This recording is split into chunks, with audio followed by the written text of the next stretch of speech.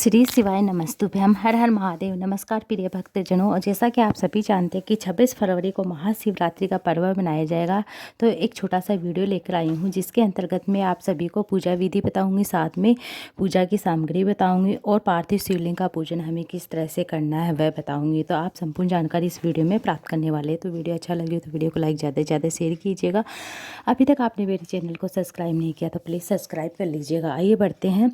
महाशिवरात्रि के दिन हमें किस तरह से पूजा करना है, किन किन सामग्री की आवश्यकता होगी। जैसा कि आप सभी जानते हैं 26 फरवरी को महाशिवरात्रि का पर्व मनाया जाएगा। आज के इस वीडियो में हम जानेंगे पूजन की सामग्री के बारे में जानने वाले हैं। कौन कौन सी पूजन की सामग्री हमें चाहिएगी पूजा के लिए।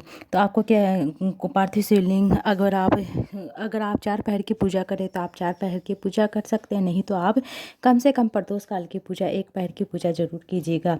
जान लीजिए किन चीज़ों की आवश्यकता है। आपको क्या करना है, गेहूं के 21 दाने लेने हैं, 5 कमल गट्टे लेने हैं, चावल लेने हैं 108, काली मिर्च लेनी है 21 दाने और काले तिल लेने हैं, 1 चुटकी भर धतूरा लेना है, 1 बेलपत्र लेने, 7 समी पत्र लेने, 7 गुलाब के पुष्प या कोई भी लाल पुष्प ले सकते हो। आपको जैसा पुष्प मिल जाए वैसा फूल ले सकते हो। 7 पंचामृत लेना है, जैसे पंचामृत बनाने के दूध, दही, घी, शहद, शक्कर लेना है, इत्र, चंदन, सुपारी, रोली मोली, चावल, धूप, कपूर, चावल साबुत होने चाहिए और 2 मिट्टी के दीपक लेने हैं, जनेऊ लेने हैं, अबीर, गुलाल, 7 इलायची और 5 प्रकार की कोई भी मिठाई ले सकते हैं। 5 जैसे कि मतलब आपने घर में जो बनाया वह भी ले सकते हैं। आप 5 प्रकार के फल ले सकते हैं, जैसे कि 5 फल कोई भी जैसे अलग अलग भी ले सकते हैं, एक भी ले सकते हैं। जैसे बनाना है ले लिया एक 5 रूप में, जैसे कि आप अलग अलग ले लिए 5 फ्रूट, इस तरह से भी ले सकते हैं। आप अपनी श्रद्धा और शक्ति के अनुसार कोई भी फ्रूट, कोई भी मतलब मिठाई वगैरह ले सकते हैं। जो आपने घर में बनाया वह भी ले सकते हैं। ये थी पूजन की सामग्री।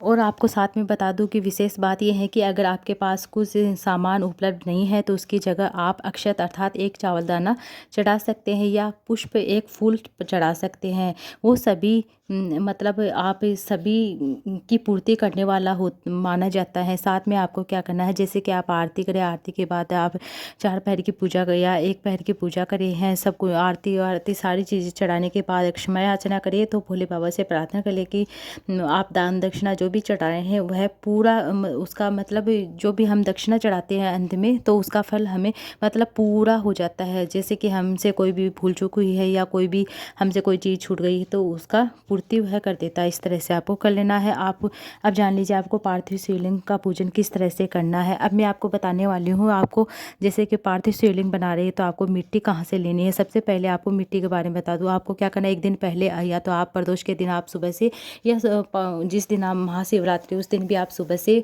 कहीं से, जैसे कि आपके घर में जो गमला है उसकी मिट्टी ले सकते हैं या आप जैसे कि चिकनी मिट्टी आती है वह लेकर आ सकते हैं। और लाने के बाद जैसे आप बाहर से मिट्टी लेकर आए तो आपको छिटन लगाना है। गंगा जल है तो गंगा जल का छिटन लगा दिया, नहीं तो आप जैसे इत्र का छिटन लगा सकते हैं। इस तरह से आपको रख देना है। अगर आप अपने घर की गमले की मिट्टी ले रहे हैं तो आपको क्या करना है, घर के जैसे तुलसी जी के पौधे को छोड़कर आप अपने घर के किसी भी गमले की या अपने गार्डन की मिट्टी ले सकते हैं। लाल, पीली, सफ़ेद जैसी मिट्टी मिल जाए आप ले सकते हैं। मिट्टी साफ़ सुथरी होनी चाहिए, उसमें कंकड़ वंकड़ नहीं होने चाहिए। आपको साफ़ सुथरा कर लेना, गंदगी वाली मिट्टी नहीं होनी चाहिए। इस तरह से आपको ध्यान रखना है। और आपको पार्थिव शिवलिंग बनाने के लिए सबसे पहले आपको एक बेलपत्र लेना है। बेलपत्र साबुत होना चाहिए। बेलपत्र जो डंडी होती है उस तरफ आपको जलाधारी बनाना है और है ना शिवलिंग बनाना है। जलाधारी भी बनानी है, शिवलिंग बनाना है। इस तरह से आपको सबसे पहले आपको क्या है, मिट्टी जैसे इस तरह से इकट्ठा करके आपको मिट्टी को इकट्ठा करके लिंग आकृति बनाकर उसके चारों तरफ आपको जलाधारी बनाना है। इस तरह से बनानी है।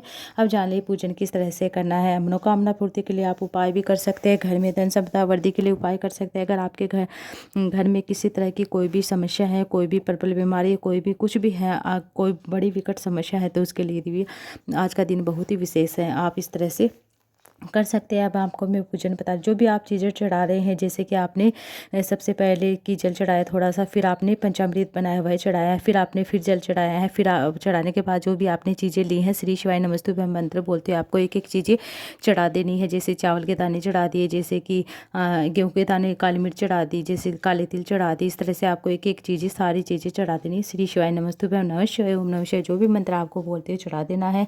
अगर आपके पास कोई भी चीज़ नहीं है तो आप एक अक्षत का सादाना भी चढ़ा सकते हैं और बेलपत्र चढ़ा सकते। घी का दीप लगाना आपको देवादिदेव महादेव के निमित्त आपको घी का दीप लगाना। एक दीपक आपको सबसे पहले प्रज्वलित करना, एक दीपक आपको आरती के समय प्रज्वलित करना है। ये हो गई बात। आपको क्या करना है, प्रथम पैर की पूजा। अब मैं आपको प्रथम पैर की पूजा में बताने जा रही हूँ। जैसे कि आपने 4 पैर की पूजा करनी है तो आपने जैसे कि सबसे पहले आपने मतलब प्रथम पैर की पूजा में जल चढ़ाया, फिर पंचामृत चढ़ा दिया, फिर आपको क्या करना है, एक बेलपत्र चढ़ाया। जो थोड़ी चीज़ें ली हैं उसमें से आपने जैसे कि एक एक चीज़ चढ़ाते जाइए। जैसे कि आपने गेहूं के दाने चढ़ा दिए 21, तो आप दूसरे पैर की पूजा में दूसरे पैर की पूजा में आपको क्या करना, 9 से 12 बजे के बीच में। प्रथम पैर की पूजा तो आपको 7 से 9 बजे के बीच में करनी है। दूसरे पैर की पूजा को 9 से 12 बजे के बीच में करनी है। सबसे अच्छा समय होता है। आपको पूजा बताने जा रही हूँ। दूसरे पैर की पूजा में आपको दही से अभिषेक करना। प्रथम पैर की पूजा में आप जैसे कि दूध से कर सकते हो या घी से कर सकते हो। दूसरे पैर की पूजा में आपको दही से अभिषेक करना। उसके बाद आपको 1 लोटा जल अर्थात जो आपने जला है उसको शिवलिंग पर अर्पित करना। उसके बाद पूजा सामग्री जैसे आपने पहले चढ़ाई थी वैसे आपको चढ़ानी है सामग्री। जैसे पहले चंदन लगाया है, चावल चढ़ाया, श्री शिवाय नमस्तुभ्यम दीप लगाया, आरती करें। इस तरह से आपको दूसरे पैर की पूजा करनी है। फिर दूसरे पैर की पूजन से धनलक्ष्मी की प्राप्ति होती है, अपार धनलक्ष्मी प्राप्ति होती है। भोले बाबा आपकी मनोकामनाएं पूर्ण करते हैं। अब तीसरे पैर की पूजा में आप 12 बजे से 3 बजे के बीच में तीसरे पैर की पूजा करेंगे। तीसरे पैर की पूजा में आपको क्या करना है, जैसे कि आपको क्या करना है कि 1 लोटा जल चढ़ाना, श्री शिवाय नमस्तुभ्यम मंत्र बोलते हुए। जैसे कि आप शहद चढ़ा सकते हैं, घी चढ़ा सकते हैं और आरती करना, जैसे पूजन किया वैसे करना। इस तरह से आपको तीसरे पैर की पूजा। चौथे पैर की पूजा को आपको आखिरी पैर की पूजा होती है जो 3 से 6 बजे के बीच में होती है, सुबह ब्रह्म मुहूर्त में की जाती है। और शिवलिंग पर जो आप जैसे कि आपने शहद नहीं चढ़ाया तो आप चौथे पैर की पूजा में आप शहद चढ़ा दीजिए। उसके बाद आप 1 लोटा जल चढ़ा दीजिए, श्री शिवाय नमः शिवाय बोलते हुए एक दीपक लगाना है, आरती करें। इस तरह से आप 4 पैर की पूजा करें। यह पूजा 6 बजे से पहले कर लेनी। इस तरह से आप चारों पैर की पूजा हो जाती है। भगवान भोलेनाथ से प्रार्थना करें, आपकी जो भी कामना अवश्य करें और त्रुटि के लिए क्षमा याचना करें। इस तरह से आपको 4 पैर की पूजा कर लेनी है।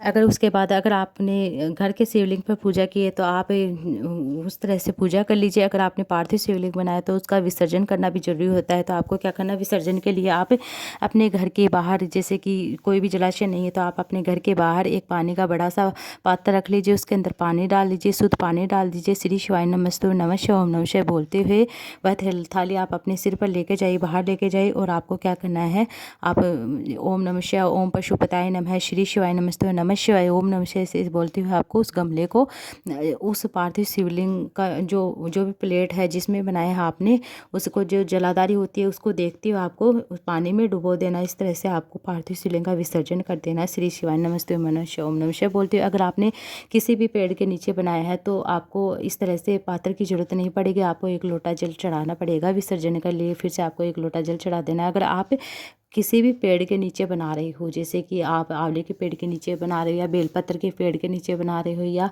समी के वृक्ष के नीचे बना रहे हो, तो आपको 1 लोटा जल की होगी आवश्यकता पड़ेगी। अगर आप जलाधारी और आप अपने घर में बना रहे हो, प्लेट के अंदर या थाली के अंदर बना रहे हो, तो आपको बड़े पात्र की आवश्यकता होगी विसर्जन करने के लिए। थी आज की वीडियो में। तो आपको चलेगी वीडियो अच्छी लगी तो वीडियो को लाइक ज़्यादा से ज़्यादा शेयर कीजिएगा।